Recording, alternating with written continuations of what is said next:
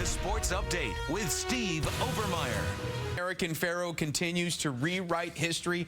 Horse racing's first Triple Crown champion in 37 years took down an impressive field at the Breeders' Cup Classic, considered by experts to be the premier race of the year. It's almost like the all-star game of horse racing. And what a year it's been for American Pharoah, who goes into retirement with another notch under his belt. They're dubbing this the first Grand Slam in horse racing history. And we are now joined by our racing expert, Naira jockey, MAYLAN STUDART, joins us once again in studio. MAYLAN, good to see you again. Great to see you again, Steve. Thanks for coming in and sharing this moment with us. In American Pharoah, what a legend we saw out there.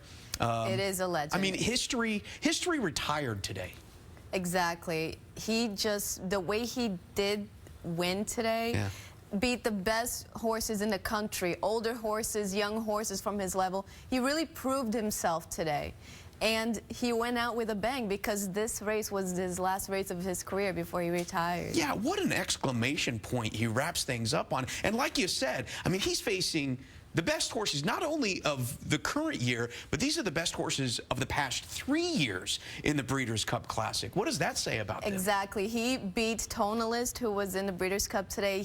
Tonalist beat California Chrome last year, Honor Code, and Keen Eyes, who had just beat him in the Travers. He beat everybody, and the way he did it with American Pharoah ease, just galloping. The way he wins a race is how other horses jog around the track. It's just hilarious how he is just such an excellent horse. And today, proving himself with that race, he raised himself with the greats, right up there with Secretariat Citation. He is in that list. I love watching the races with you because you get so excited seeing, again, a horse of this caliber shining at the highest level. This horse is incredible. Have you ever seen a horse run in 8 different tracks and win all these races? Right. He has only been beaten twice. Once when he had the foot bruise last year when he was very young, and in the Travers recently. Everything this horse has been thrown at him. The Kentucky Derby, the Preakness 2 weeks later, the Belmont Stakes, and the Triple Crown Test of Champions. Answers every bell. And now the Breeders' Cup, it's the horse racing Grand Slam. And so now you unsaddle him. That's it. That's it. He's been saddled for the final time. It's time to retire. What's a post-career like for a thoroughbred of this caliber? He is going to have the best career a horse or even a person could ever have. There will be a lot of loving for him and a lot of eating. That's the kindest way to say it, right? And hills, grassy hills to the eyes can't see. It's just, he's going to have a very happy life. Right. And you know, people should go visit him at Coolmore Ashley Stud Farm. So you can do that then, right? I mean, these horses live to be like 30. He's 3 years old right now. Yeah. Exactly. He's so young. He's not really even hit puberty yet. 4 years old is when you actually mature for a horse.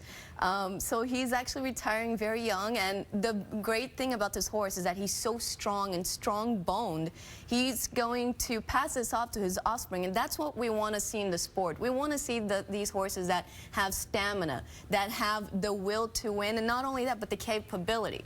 The early prognostication is that it's going to be $200,000 per live foal, and he could sire, say, 125 live foals per year. You do the quick math, he could make his owners about $25 million a year. That's more than what he could even think of making on the track.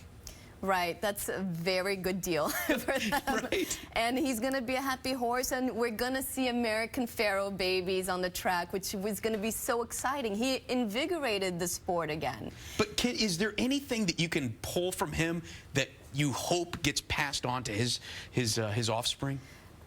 American Pharoah is such a unique horse. He's professional, he's kind, he's strong. And his stride is just so long. He just strides out and eats up the ground as he runs. That's why he beats everybody so easily. He doesn't take any effort. So if he can pass you know, he can't exactly pass his personality, but if he can pass his strength, right?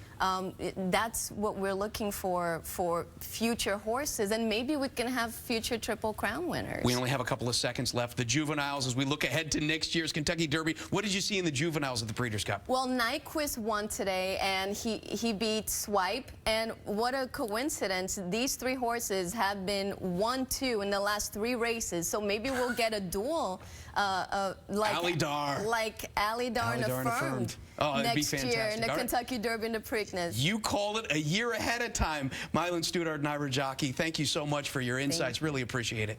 Happy to be here, Steve. Thank you. All right.